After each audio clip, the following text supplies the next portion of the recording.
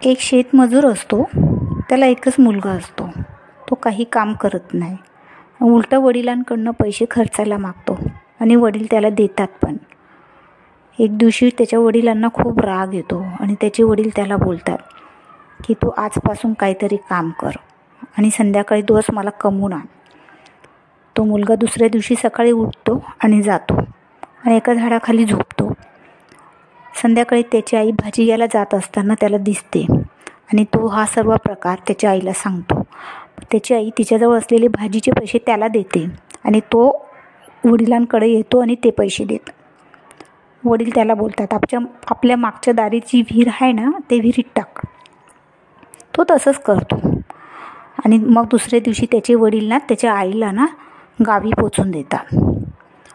दुसऱ्या दिवशी परत त्या मुलाला बोलतात तू कामाला जा, नाही तर संध्याकाळी येऊ नकोस. तो परत दुसऱ्या दिवशी जातो आणि बहिणीची मदत घेतो. त्याची बहीण पण त्याला मदत करते, पैसे आणून वडिलांना देतो. ते वडील परत तसंच त्याला सांगतात जा विहिरीत टाक. तो पण जातो आणि टाकतो त्या विहिरीमध्ये. तिसऱ्या दिवशी वडील परत त्याला बोलतात की तू कामाला जा आणि पैसे कमवून आण. आता त्याला मदत करायला कोणीच नसतं, मित्र असता पण त्याच्यासारखेच असतात. मग तो कामाला जातो. एक ट्रक असते, तिथून सामान उतरून ना दुकानापर्यंत न्यायचं असतं फक्त. मग त्याला पैसे भेटतात आणि ते पैसे घेऊन तो खुश होत वडिलांकडे येतो आणि ते वडील त्याला बोलतात हे पैसे विहिरीत जाऊन टाक.